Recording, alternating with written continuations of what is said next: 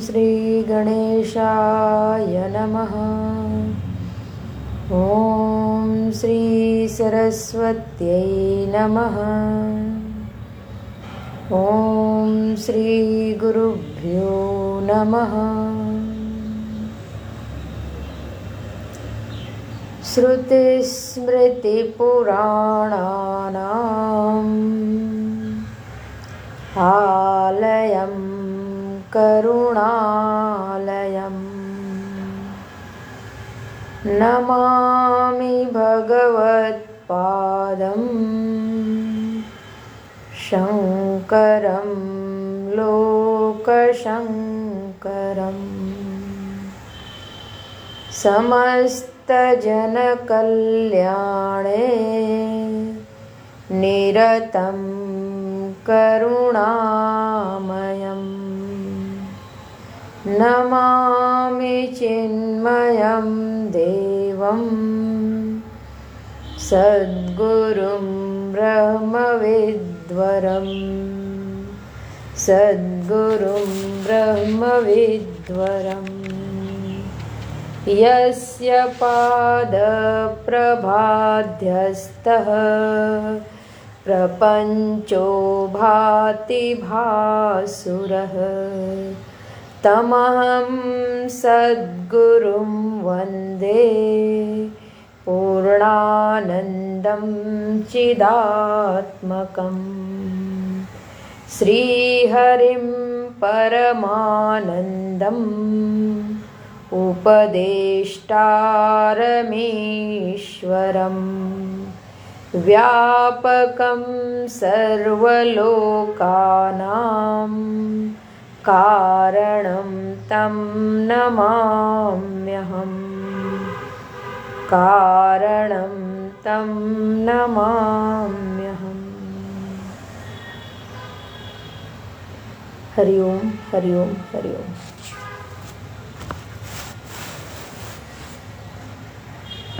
कल की कक्षा में हम लोगों ने देखा कि बहुत सारे दृष्टांत दे करके प्रपंच को ये सिद्ध किया गया कि प्रपंच नाम की कोई वस्तु है नहीं, अगर है तो वो भ्रम से दिखाई पड़ रही है। प्रपंच के मिथ्यात्व को सिद्ध किया गया और एक एक करके बहुत सारा दृष्टांत भी दिया गया।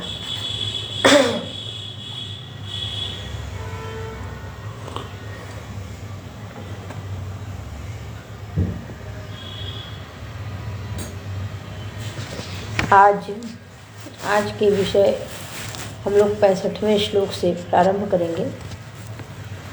65वें श्लोक की पृष्ठभूमि में ये है कि सब का सब ब्रह्म ही है, ब्रह्म से व्यतिरिक्त कुछ दूसरा तत्व है नहीं। अज्ञान के कारण ब्रह्म नहीं मालूम पड़ता है, इसलिए हमें दूसरी वस्तु दूसरा कुछ दिखाई पड़ जाता है। तो उसके लिए भी दृष्टांत के माध्यम से दिखाते हैं। और ये 65वें श्लोक से लेकर के 69वें श्लोक तक जाता है। फिर 70वें श्लोक से आत्मा का जो आत्मबुद्धि देह में हो गई है, इस देह को आत्मा मानने का प्रसंग का निषेध करते हैं। और वहाँ से लेकर के लंबा बहुत दीर्घ उसके लिए दीर्घ प्रकरण चलाते हैं, यानी बहुत सारे श्लोक उस पर खर्च किए हैं। क्योंकि देहात्मवाद देह में आत्मबुद्धि इतने दृढ़ता से पकड़ी हुई है कि उसको बार बार विचार करने की आवश्यकता है। 65वें श्लोक से क्रमशः देखते हैं। आज जहाँ तक चलेंगे तहाँ तक चलते हैं।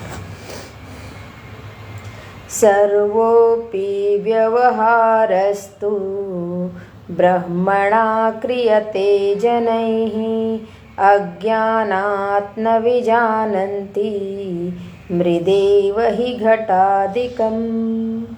कल ये श्लोक हो गया था। कहने का तात्पर्य है कि मृदा एव घट आदिकम, मिट्टी ही है जो घट आदि के रूप में प्रकट हुई है, लेकिन अज्ञान से हम घट आदि का व्यवहार करते हैं, मिट्टी का व्यवहार वहाँ पे नहीं करते हैं।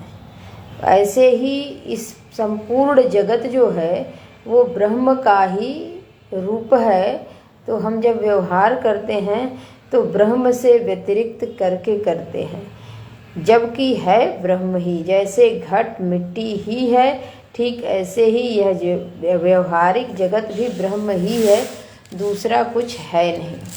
तो आगे देखते हैं, कल ये श्लोक हो गया था संक्षेप में ही।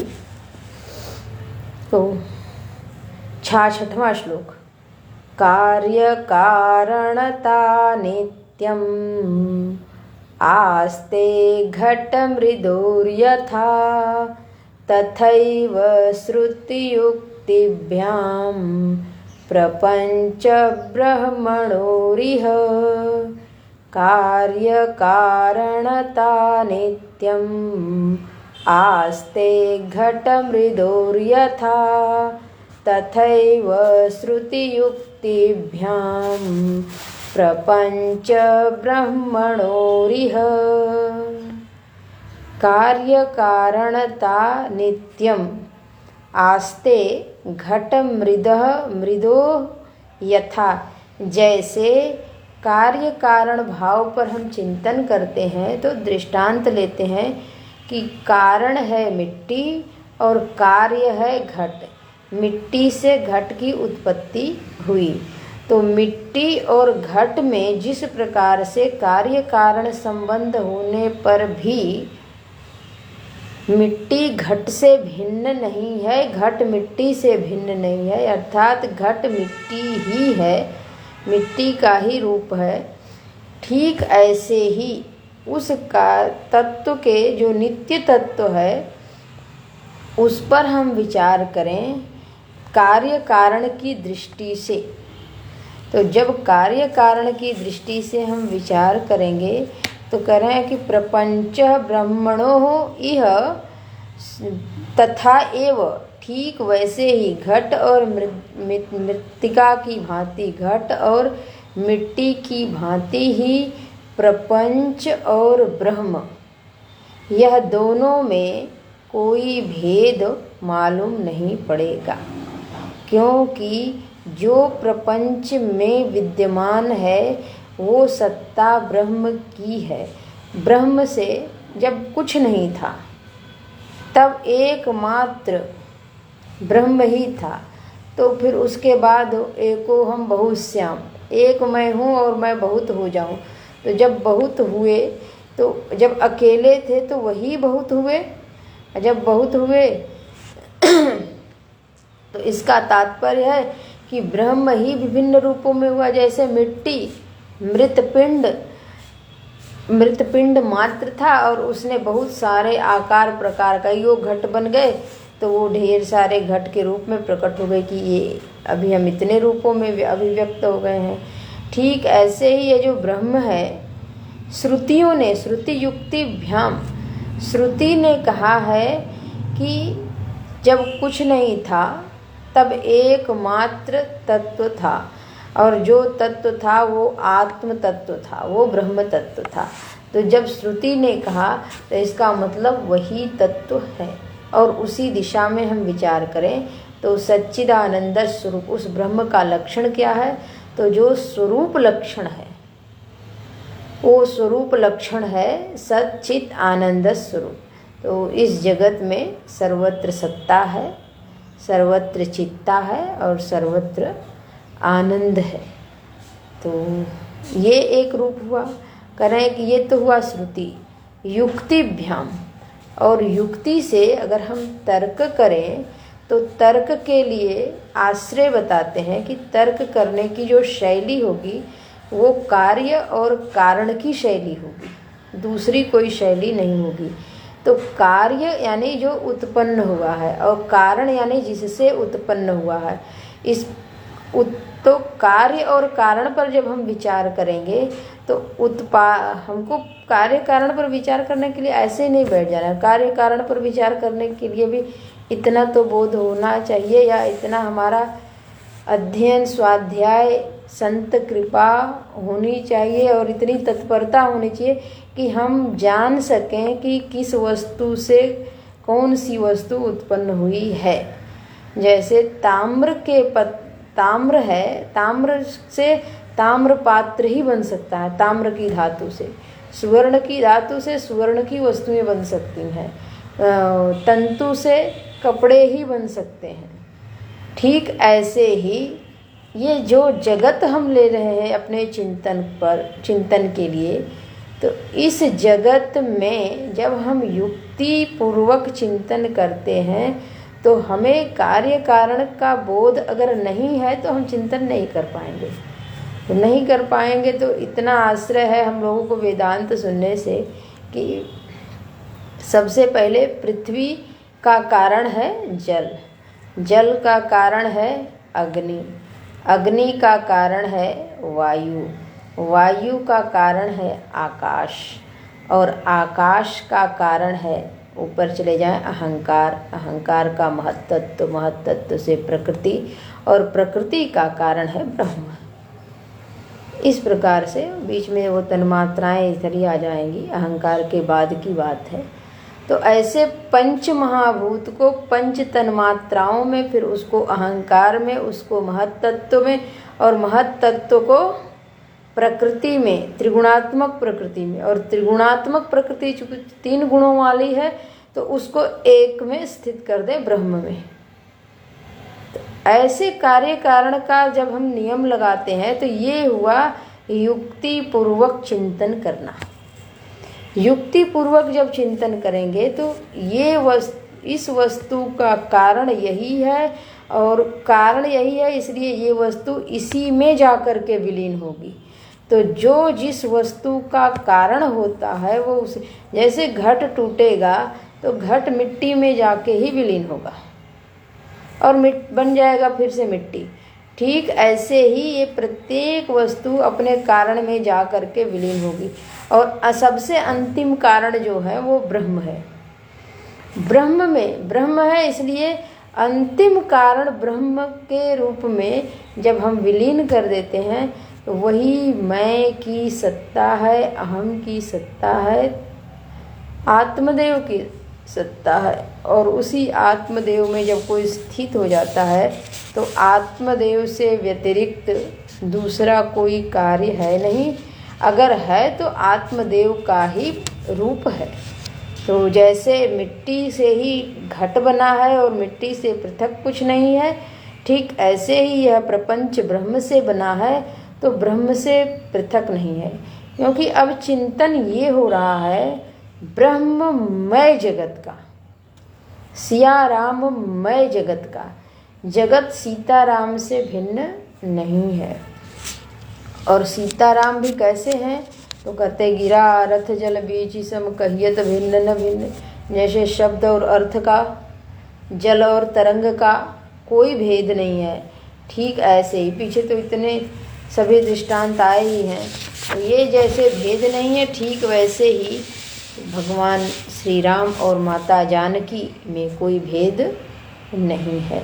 वैसे ही हम जब युक्ति पूर्वक चिंतन करेंगे, कार्य कारण सिद्धांत पूर्वक चिंतन करेंगे, और अगर वो कार्य कारण सिद्धांत का चिंतन करने हमको आ जाए, उसकी समझ बन जाए, उसका थोड़ा बोध हो जाए, जैसे वेदांत पढ़ के सीखा है वैसे कार्य कारण सिद्धांत भी थोड़ा सीख लें, तो उसको जब हम करने लगेंगे तब जा कर के हम ब्रह्म में पूरे प्रपंच को विलीन करने की शैली को प्राप्त कर सकते हैं। और जब प्रपंच को विलीन कर देंगे उसके बाद विलीन किए हुए प्रपंच को ब्रह्म की दृष्टि से, आत्म दृष्टि से उस शुद्ध चेतन की दृष्टि से देखेंगे, तब जा कर के ये सारा का सारा प्रपंच ब्रह्म से पृथक अन्य नहीं मालूम होगा।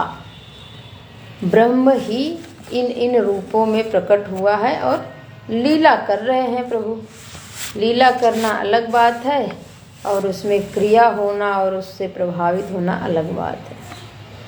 आगे बताते हैं 67वां श्लोक। गृह्यमाणे घटे यद्वत् मृत्तिका भाति वै बलात् वीक्ष्यमाणे प्रपंचेऽपि ब्रह्मैवा भाति भासुरम्।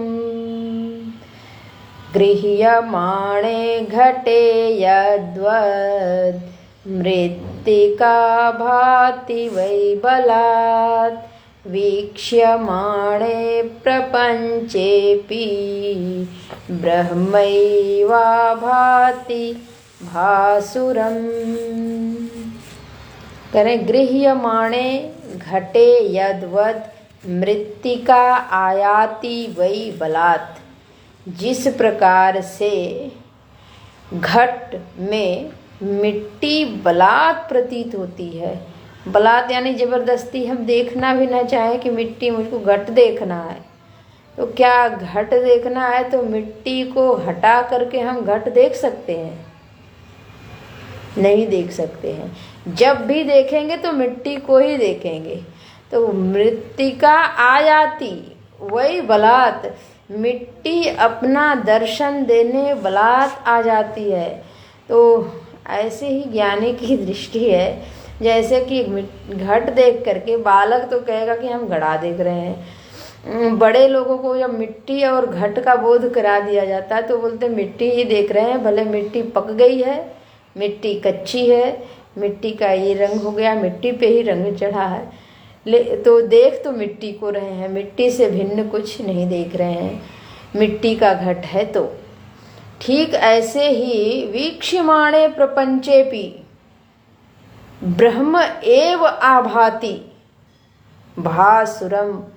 जब ब्रह्म के प्रकाश में, ब्रह्म के बोध में, भा माने प्रकाश होता है, बोध होता है, ज्ञान होता है, जब हम ब्रह्म का दर्शन एक बार कर लें, एक बार बोध प्राप्त हो जाए, फिर उस बोध के बाद इस प्रपंच को देखेंगे तो इस प्रपंच में ब्रह्म बलात् दिखेगा। ब्रह्म को रोक नहीं सकता कोई कि हम ब्रह्म को हटा करके देखें। एक श्लोक अभी दिमाग में आ गया दृग्दृश्य विवेक का। अस्ति भाति प्रियम रूपम नाम रूपम चैतसम अस्ति भाति प्रियम, ये ब्रह्म रूप है, और नाम रूपम जगत, ये जो भी वस्तु हम देखेंगे उसका नाम होगा, रूप होगा, लेकिन वो है, वो अच्छी लग रही है, प्रिय है, और वो अपना बोध करा रही कि मैं ये वस्तु हूँ। तो जो ये अस्ति भाति प्रिय रूप है, इसको हटा करके हम वस्तु को देखें, नहीं है, नहीं है में भी है, ये चीज़, इस अस्ति भाति प्रियम, ये तीनों को कभी हटा सकते हैं, इस पर विचार करें। ठीक ऐसे ही नहीं हटा सकते हैं जैसे कि घट को देखेंगे तो घट को देखने के लिए मिट्टी का दर्शन करना आवश्यक है, बल्कि मिट्टी का ही दर्शन होता है, और उस मिट्टी ने एक आकार लिया है, बस अंतर इतना है। तो ऐसे ही इस प्रपंच को जब देखेंगे तो इस प्रपंच में ब्रह्म का दर्शन तो हो जाएगा। प्रपंचे अपि ब्रह्म एव आभाति, इस प्रपंच में भी ब्रह्म का ही दर्शन, ब्रह्म का ही प्रकाश है, ब्रह्म का ही द्योतन होता है, ब्रह्म ही दिखाई देता है। वीक्ष्यमाणे, जैसे ही हम देखने का प्रयास करते हैं, जैसे ही उसको समझने का प्रयास करते हैं, तो ब्रह्म के अतिरिक्त दूसरा कुछ है नहीं, इसलिए वही दिखता है। अद्भुत है ये श्लोक, बार बार पढ़ने के लिए, जब मन में आ जाए कि कैसे ब्रह्म को देखें तो ये श्लोक पढ़ लें कि जैसे घट को देखते हैं तो मिट्टी बलात् दिख जाती है, ठीक वैसे ही इस जगत को देखते हैं तो जो दिखता है वो ब्रह्म ही है, भले हम समझें या चाहे ना समझें। आगे के श्लोक में बोलते हैं 68वां 68 श्लोक, सदैवात्मा विशुद्धोऽपि यशुद्धो भाति वै सदा यथैव द्विविधा रज्जुः ज्ञानिनो ज्ञानिनो निशम्। सदैवात्मा विशुद्धोऽपि यशुद्धो भाति वै सदा यथैव द्विविधा रज्जुः ज्ञानिनो ज्ञानिनो निशम्। सदैव आत्मा विशुद्ध अपि ही अशुद्ध भाति वै सदा। कह रहे हैं कि यह जो आत्मा है वो सदैव शुद्ध है, सदा से शुद्ध है, उसमें अशुद्धता, उसमें मलिनता आई नहीं, कभी प्रवेश कर नहीं सकती है, कभी वहाँ मलिनता जा नहीं सकती है, मलिनता तो कहीं बहुत दूर है। लेकिन हमें अपने आत्मा में, अपने मैं बड़ा दोषी हूँ, मेरे में मैं बहुत पापी हूँ, ऐसी अनुभूति होती है। तो कहते हैं कि उसमें दोष की अनुभूति हो जाती है ही। अशुद्धो भाति वही सदा, शुद्ध होने के बावजूद मैं उस आत्मा को, उस मैं को अशुद्ध देख लेता हूँ। कैसे देख लेता हूँ? तो कहते हैं कि उसमें ऐसे बन जाता है ये सब भाव, ज्ञानिनः अज्ञानिनः, ये दो कैटेगरी बन जाती है। और इसी दो के कारण एक थोड़ा सा उसमें अज्ञानी को बोध नहीं है और ज्ञानी को तो बोध है। जिस ज्ञानी को बोध है उसके लिए है सदैव आत्मा विशुद्ध। आत्मा तो सदा से शुद्ध थी, शुद्ध है और शुद्ध ही रहेगी, और वही मैं हूँ, अर्थात मैं भी शुद्ध हूँ।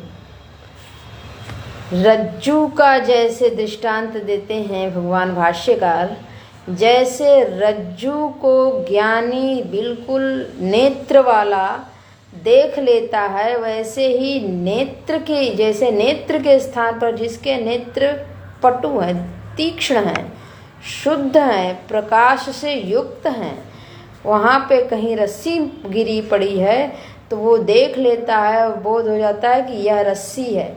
रस्सी का बोध होने से सारे भय दूर हो जाते हैं। अब न सर्प है, ना सर्प दंश करेगा, ना सर्प का विष आएगा, ना सर्प को मारना है, ना सर्प को भगाना है, ना स्वयं भागना है, कुछ भी नहीं होगा, सारा भय चला गया। विशुद्ध जैसे रज्जू के ज्ञान से ज्ञानी को बोध हो जाता है, किसी प्रकार का भय नहीं रहता, ठीक उसी प्रकार से अज्ञानी जो है दूसरी कैटेगरी का है, उसको रज्जू का बोध नहीं हुआ। रज्जू के बोध ना होने से सर्प की प्रतीति हुई, सर्प की प्रतीति से फिर सर्प से संबंधित काटने का भय, विष का भय, मारने से, उससे बचने के लिए, मारने के लिए उद्यत होना, प्रयास करना, दूर भागना, ये सारी प्रक्रिया चल पड़ेगी। तो कह रहे हैं कि ज्ञानी के लिए वो दिन है, प्रकाश है, उजाला है, अज्ञानी के लिए वही अंधकार है, तो भय है। तो इस प्रकार से ज्ञानी और अज्ञानी की दृष्टि से दो भेद की प्राप्ति हो जाती है। ज्ञानी को रज्जू रज्जू दिखता है, अज्ञानी को रज्जू सर्पवत प्रतीत होता है। तो कदाचित लगता है कि यहाँ सर्प है, ठीक ऐसे ही ज्ञानी को आत्मा विशुद्ध मालूम पड़ती है, ये शुद्ध ही है, इसमें कोई मल कभी आया नहीं है। और अज्ञानी को यही आत्मा अशुद्ध प्रतीत होती है। अब चूंकि अशुद्ध प्रतीत होती है तो हमारी अपनी अनुभूति आज की स्थिति में जो है उसी स्थिति से हम अपनी साधना करेंगे, अपनी गति करेंगे। ज्ञानी है, शुद्धता की प्रतीति हो रही है, कोई दिक्कत नहीं है। अज्ञानी है, अशुद्धता की प्रतीति है, तो शुद्धता करना हमारा कर्तव्य है। अब जब तक उसमें शुद्धि नहीं हो, उस शुद्धि के लिए हम जप करें, हम तप करें, स्वाध्याय करें। जैसे सर्प को देह हटाने के लिए हम प्रयास करते हैं ताकि हम भय मुक्त हो जाएं, भय ना रहे, ठीक ऐसे ही अपने जीवन में जो आत्मा में अशुद्धि मालूम पड़े कि मैं पापी हूँ, मैंने गलत कार्य किया, मेरा चित्त शांत नहीं है, तो इसको शांत करने के लिए, इसको शुद्ध करने के लिए इसमें ज्ञान नहीं है, अज्ञानी है, ये कम जानता है, ये कम सुखी है, ये बहुत दुखी है। तो ये जब बोध हो गया, ऐसी अशुद्धता, ऐसी मलिनता, यानी जो ये सारे प्रपंच हैं जगत के, ये सारा प्रपंच अब जब अपने में मालूम पड़ने लगा कि यह है और मेरे पास है नहीं, तो हमको पाने की इच्छा है, तो उसके लिए फिर पूरा व्यवहारिक सत्ता, पूरा व्यवहार करने का कार्य आ जाता है। उस आत्मदेव को, शुद्ध आत्मदेव को पाने के लिए अंतःकरण को शुद्ध करने की आवश्यकता होती है। अंतःकरण की शुद्धि के लिए अपने आचरण को, अपने व्यवहार को, अपने कार्यों को शुद्ध करने की जरूरत पड़ती है। उसी के आधार पर हम शुद्धि को प्राप्त कर सकते हैं। तो जहाँ पे जिनको भी अशुद्धि मालूम पड़े, जैसे हम लोगों को अशुद्धि मालूम पड़ती है कि आज हमारे चित्त में मलिनता है, तो जब अशुद्धि मालूम पड़ती है इसलिए पता चलता है कि हमारे लिए अभी कर्तव्य शेष है, अभी हमको साधना के पथ पर अग्रसर होना है। और जिस दिन शुद्धता का बोध हो गया उस दिन मुक्त हो गए। तो उस अशुद्ध को शुद्ध करना है, और उस शुद्ध को जब कर लेंगे तो सदैव विशुद्ध, जैसे ही जितना शुद्ध होगा ना तो वो उस शुद्ध को दिखा देगा कि वो तो सदा शुद्ध है। हम जो प्रयास कर रहे हैं शुद्धि का, वो तो केवल उसके नज़दीक जाने के लिए प्रयास कर रहे हैं। तो इस प्रकार से यहाँ पे एक दृष्टांत दिए रज्जू का, कि जो अज्ञान के कारण सर्पवत प्रतीत होता है, ठीक ऐसे ही आत्मा शुद्ध है, अज्ञान के कारण अशुद्ध सा मालूम पड़ती है, और उस अशुद्धि के कारण फिर तरह तरह के क्रियाकलाप उपाय बताए गए हैं, जप तप ध्यान आदि बताए गए हैं, उसके द्वारा वो शुद्ध किया जाए। अगर आगे बताते हैं कि वो आत्मा और अनात्मा में कोई विभाग है नहीं, लेकिन अज्ञान के कारण वो विभाग मालूम पड़ता है। जैसे ही ऐसा बोध हो जाएगा तो वो विभाग भी नहीं है, अनात्मा नाम की कोई चीज़ है ही नहीं। यानी कि हम जो 65वें श्लोक से देख रहे हैं, अभी तक पूर्व में जो हम लोगों ने चिंतन किया था कि अहम सत्ता अलग है और इदम सत्ता अलग है, इस कक्षा में और पीछे की कक्षा में ये बताया गया उसके बाद कि इदम की जो सत्ता है वो उस ब्रह्म से पृथक नहीं है, बल्कि ब्रह्म ही है जो सर्व रूपों में प्रकट हो रहे हैं।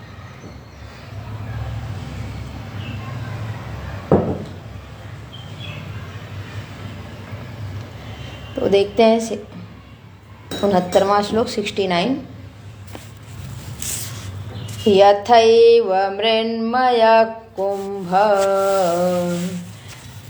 तद्वद्देहोऽपि चिन्मयः आत्मानात्मविभागोऽयं मुधैव क्रियते बुधैः। यथैव मृण्मय कुंभ तद्वद्देहोऽपि चिन्मयः आत्मानात्मविभागोऽयं मुधैव क्रियते बुधैः। करें यथा एव मृण्मयः कुंभः, मृण्मयः जैसे कि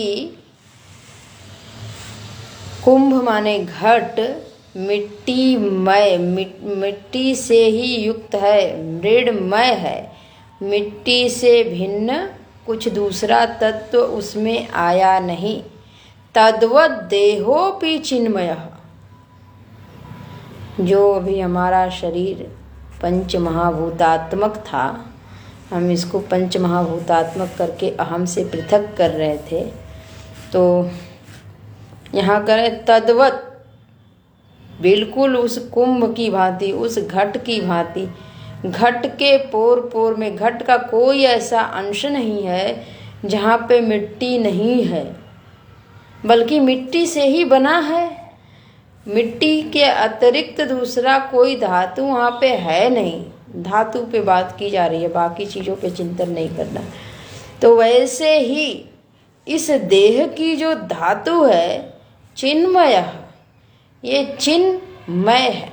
वो स्वामी जी भगवान के देह का जब वर्णन करते हैं तो वहाँ पे लिखते हैं, चिदानंद, उत्तरकांड में है, चिदानंदमय देह तुम्हारी, विगत विकार जानय अधिकारी। विगत विकार, जिनके विकार चले गए हैं, वही अधिकारी है आपको जानने के लिए। विगत विकार, जिनके विकार चले गए हैं। और क्या जानते हैं, जब अगर जिनके विकार निकल गए हैं वो आपको जानते कैसे हैं? तो आपका जो देह है ना, वो चिन्मयात्मक है देह, पंचमहाभूतात्मक नहीं है। चिदानंदमय देह तुम्हारी। ठीक ऐसे ही जो ज्ञानी है, ज्ञानी की दृष्टि ये होती है कि उसी ब्रह्म ने ना केवल एक शरीर में अवतार लिया, बल्कि पूरी सृष्टि ही उनका अवतार है। विराट रूप की जब हम व्याख्या वेदांत में करते हैं, तो हम लोग पढ़ते हैं, सुनते हैं, देखते हैं उसमें, तो पूरा का पूरा वृक्ष वनस्पति से लेकर के सब उसी विराट पुरुष के अंग प्रत्यंग में तो समाहित होते हैं। विराट पुरुष से भिन्न कुछ भी तो नहीं होता है। तो उसी को यहाँ पे कह रहे हैं कि जैसे घट में मिट्टी है, बल्कि वो मिट्टी से ही युक्त है, मृण्मय है, ठीक वैसे ही यह जो देह है वो चिन्मय है। चित के अतिरिक्त दूसरा कुछ है नहीं। आत्मा अनात्मा विभागोयम मुधा एव क्रियते अबुधैहि। यहाँ पे चूँकि हम लोग अप्रोक्षानुभूति की कक्षा शुरू से करते आ रहे हैं, तो अब जब अबुधैहि कहा जा रहा है तो ये बात समझ में आनी चाहिए कि आत्मा अनात्मा का विवेक भी आचार्य जन भगवान भाष्यकार ने स्वयं अपने प्रारंभिक ग्रंथों में हमें लिख करके हम लोगों को, हमारे ऊपर करुणा की है, दिए हैं। अबुधैहि जो बुद्धिमान नहीं है, ज्ञानी नहीं है, कहने का तात्पर्य ये है कि जब समझ नहीं होती है तो हमें वहीं से समझना पड़ता है, और जब समझ आ जाती है तब कोई समझा हुआ व्यक्ति होता है, उसकी दृष्टि में कोई कहे कि अनात्मा के बारे में आप क्या कहेंगे, तो वो कहेंगे कि जो आत्मा अनात्मा के बारे में कुछ नहीं, एक ही तत्व है, तो अनात्मा आया कहाँ से, पहले ये बताइए। तो वहाँ दूसरे तरीके से फिर प्रश्न होने लग जाते हैं। वो एक दूसरी कक्षा है। तो वहाँ यानी चित्त को धीरे धीरे क्रमशः हमारे चित्त को जब भगवान भाष्यकार ऊपर उठाते हैं, तो उस धरातल पर ले जा कर के कहते हैं कि जब सर्व ब्रह्ममय हो गया, सर्व चिन्मय हो गया, चिन्मय के अतिरिक्त दूसरा कुछ तत्व है नहीं, तो अब अनात्मा और आत्मा का विभाग हम करते कैसे हैं, कर कैसे सकते हैं? अर्थात अगर यह विभाग किया जा रहा है तो ये अबुध ही, जो बुद्धिमान नहीं है, जो मूर्ख हैं, जिनको विवेक करने की सामर्थ्य नहीं है, जिन्होंने ठीक से विचार नहीं किया है, विचार करने के लिए प्रयास किए लेकिन ठीक से विचार नहीं किए, और विचार करते करते आगे की कक्षा में प्रवेश करने के बाद फिर लौट करके वहीं आ गए। जब एक बार कक्षा से हम आगे बढ़ जाते हैं तो फिर उसको वहाँ तक हम अपने को स्टैंड करें, खड़ा करें और उससे नीचे ना गिरने दें। तो जैसा कि हम लोग वृत्तियों पर चिंतन करते हैं, फिर वृत्तियों के साक्षी पर चिंतन करते हैं, दृश्य पर चिंतन करते हैं, दृश्य से दृष्टा को पृथक करते हैं, अनात्मा पर चिंतन करते हैं, फिर अनात्मा से आत्मा को पृथक करते हैं। तो जब दृष्टा साक्षी आत्मा की कक्षा की तरफ बढ़ें तो फिर नीचे की कक्षा में ना आए, और ऊपर की कक्षा से फिर जब चिंतन करेंगे फिर उसको तब यहाँ पे हम देख पाएंगे कि सब कुछ उसी तत्व का ही रूप है। जैसे जल में तरंग है तो दृष्टि जल पर रखी जाती है। जब घटाकाश मठाकाश की बात की जाती है तो दृष्टि आकाश पर रखी जाती है, ना कि घटाकाश पे और मठाकाश पे रखी जाती है।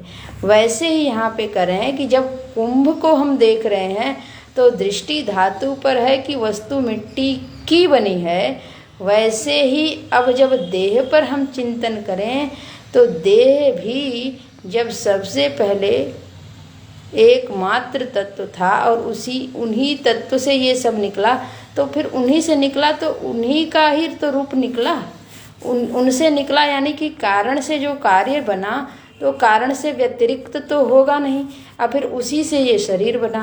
तो ये शरीर भी चिन्मय है।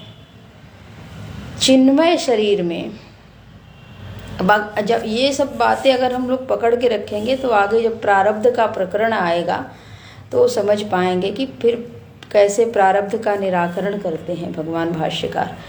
यह जो चिन्मय शरीर है, इस चिन्मय शरीर में आत्मा और अनात्मा का विभाग करना मूर्खता है, ये उचित नहीं है।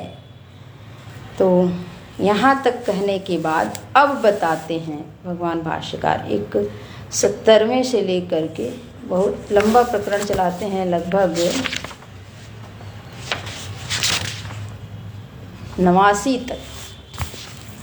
बीच बीच में दृष्टांत बदलेंगे लेकिन ये प्रकरण चलेगा 89 तक, फिर 90 में जाकर के विषय बदलेगा विशेष रूप से।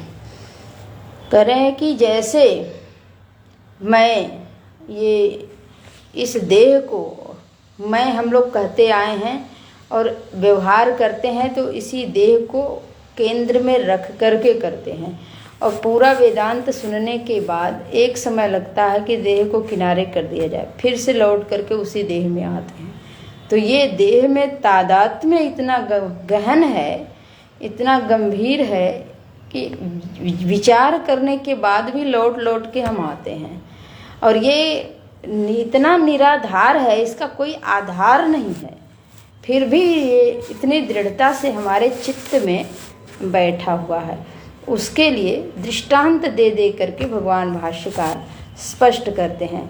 यहाँ थोड़ी सी व्याख्या कैसे करते हैं दिखाते हैं।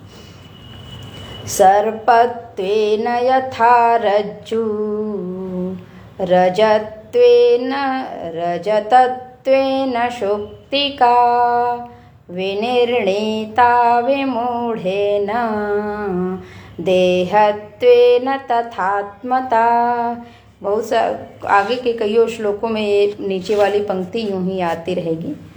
विनिर्णीता विमूढ़ेन देहत्वेन तथात्मता।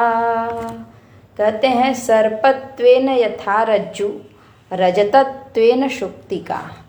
जिस प्रकार से सर्प रूप से रज्जु का और शुक्तिका रूप चांदी रूप से शुक्तिका का, रजतत्वेन रजत यानी चांदी रूप से शुक्तिका का भान हो गया, यानी कि जो मूल धातु है वो हट गई, वो धातु देखने के लिए तो है, अधिष्ठान रूप से वह नहीं रहेगी तो फिर बोध कैसे होगा।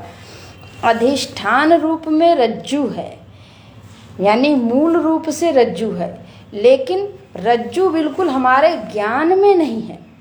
हमारे ज्ञान में, हमारी समझ में रज्जु हट गया, जो मूल था वो हट गया। वहाँ पे प्रकट क्या हो गया, सर्प प्रकट हो गया। तो जो चीज प्रकट हुई है उसको बोलते हैं सर्पत्वेन, रजतत्वेन। वैसे आत्मा के लिए बोलते हैं देहत्वेन। रज्जु में सर्प की प्रतीति हो गई, शुक्तिका में रजत की प्रतीति हो गई। वैसे ही आत्मा में तथात्मता, वैसे ही आत्मा में देह की प्रतीति हो गई। है तो आत्मा, लेकिन आत्मा नहीं दिखा, देह दिख गया, और देह में मैं बुद्धि हो गई। और उसी देह के साथ मैं बुद्धि इतनी प्रगाढ़ हो गई कि हम उसी के साथ आज व्यवहार करते हैं, कार्य करते हैं। और छोड़ें कैसे, ये बड़ा प्रश्न करते रहते हैं कि हम कैसे इसको छोड़ें। कहा जा रहा है लेकिन हमें समझ नहीं आ रहा है इसको छोड़ने के बाद हमारे पास बचेगा क्या। ठीक ऐसे ही उस सर्प को छोड़ने के बाद रस्सी कैसे बचेगी। तो कहते रस्सी ही है, सर्प तो था ही नहीं। यानी जो चीज़ है उसको हमने छोड़ दिया, और ये सोच रहे हैं कि जिसको हमने पकड़ा अगर इसको छोड़ देंगे तो हमारे पास बचेगा क्या। तो विनिर्णीता विमूढ़ेन, ये तो निर्णय हो गया, निश्चय हो गया कि मैं देह ही हूँ। लेकिन यह निश्चय करने वाला है कैसा, मूर्ख है। विमूढ़ेन, मूर्ख के द्वारा ये निर्णय हुआ है, विद्वान के द्वारा निर्णय नहीं हुआ। ये समझदारी में लिया गया निर्णय नहीं है, बल्कि नासमझी में लिया गया ये निर्णय है। तो नासमझी में लिए गए निर्णय के कारण जो वस्तु नहीं थी उस वस्तु को हमने स्वीकार कर लिया, और जो वस्तु थी उस वस्तु को बिल्कुल ही किनारे कर दिया। भगवान की बड़ी कृपा है, इस पर विचार करें तो भगवान की बड़ी कृपा है कि इस मानव शरीर में देते हैं। कहते हैं कि कबहू ककर करुणा नर देही, कभी करुणा करते हैं तो मानव शरीर दे देते हैं। और मानव शरीर देते हैं तो उसमें भी 4 वर्ण बनाए हैं, उसमें भी ब्राह्मण बनाए, सौभाग्य की बात है। उसमें भी सत्संगी बनाए, उसमें भी गुरु को मिलाएं, सौभाग्य की बात है। उसमें ब्राह्मण क्षत्रिय वैश्य शूद्र कुछ भी बनाएं, लेकिन अगर सत्संग मिला दें, भक्ति जगा दें, अपनी तरफ दिशा दे दें कि हमारी तरफ आ जाओ, और मन उधर चला जाए थोड़ी देर के लिए ही सही, सत्संग प्रेमी हो जाए, भगवान के साथ एक संबंध बनाने का प्रेमी हो जाए, उनका पूजा जप ध्यान नित्य प्रति 10 मिनट, आधा घंटा, 1 घंटा जो बन पड़े, जिससे 24 घंटे में 1 घंटा तो निकले। तो अगर कोई देता है ये भी बड़े सौभाग्य की बात है। कहाँ अगर नहीं कोई देता है तो फिर उसके लिए ये सुनने की बात तो बहुत ही दूर की बात हो जाएगी। ये सब सुनने में आए और सुनने के बाद यह तय हो कि ये केवल पढ़ने का विषय नहीं है, बल्कि ये तो अपने अनुभूति के स्तर पे उतारने का विषय है। और जब तक ये अनुभूति के स्तर पे नहीं उतरेगा तब तक कार्य पूरा नहीं हुआ मानव जीवन का। तो जब मानव जीवन का कार्य ही पूरा नहीं हुआ तो फिर हमने अधूरा ही कार्य करके हम जा रहे हैं, तो फिर लौट के आएंगे ही। तो ऐसी स्थिति में एक बार इतना जब चला यात्रा कोई कर ले कि हमको इतना पता चल गया कि मेरा यहाँ तक लक्ष्य है, जाना है, और जब बैठें तब जाकर के भगवान भाष्यकार की इन सभी पंक्तियों को पढ़ें, और पढ़ने के बाद फिर उसके बाद मनन करें कि इतना करने के बाद भी हम विमूढ़ ही हैं, तो अब हमारा चिंतन कैसे होवे, किस दिशा में होवे, ये भी मिलना बड़े सौभाग्य की बात है, परम सौभाग्य की बात है और बड़ा ही दुर्लभ है। हमें तो ऐसा ही लगता है कि मिलना और दुर्लभ है। इतने लोग हैं, कितने लोग वेदांत चिंतन ठीक ठीक से करते हैं, तो समय ही जैसे लगता है इसके लिए बचता ही नहीं।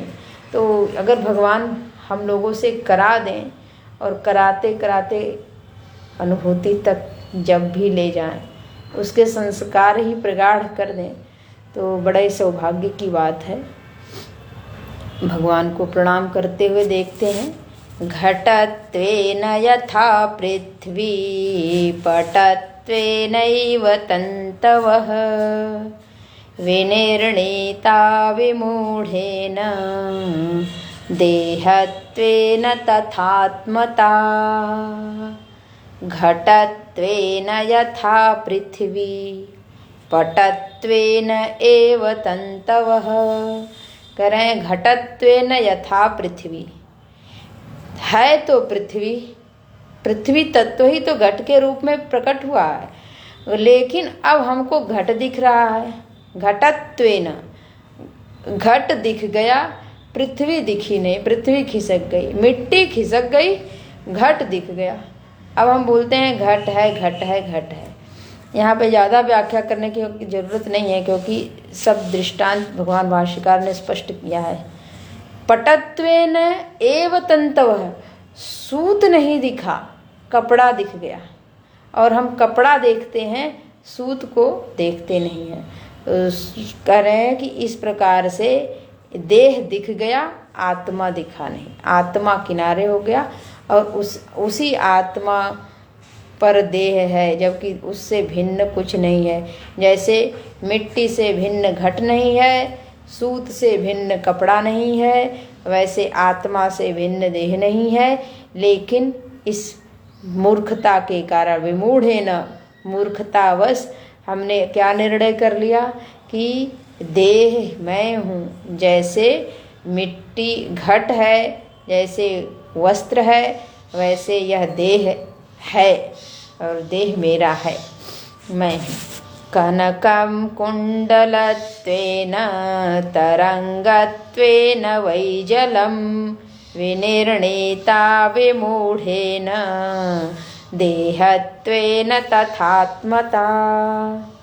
कनकं कुण्डलत्वेन, है तो सुवर्ण, लेकिन दिख किस रूप में रहा है? कुंडल के रूप में। अब व्यवहार हो रहा है कि कुंडल है, कुंडल है। तरंगत्वेन वही जलम, है तो जल, लेकिन हम देख क्या रहे हैं? तरंग को देख रहे हैं। वैसे ही आत्मा को नहीं, बल्कि देह को देख रहे हैं। विमूढ़ेन विनिर्णीता।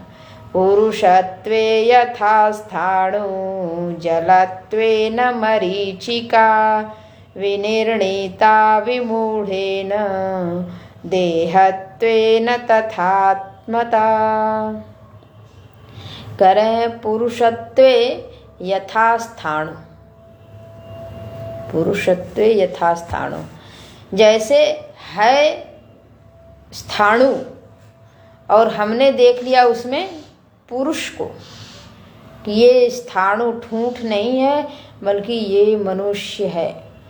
और जलत्वेन मरीचिका, हमारे पास 2 पुस्तक है, इसमें चोरत्वेन स्थाणु, तो पुरुष की जगह पे चोर लिखा है, पुरुष नहीं।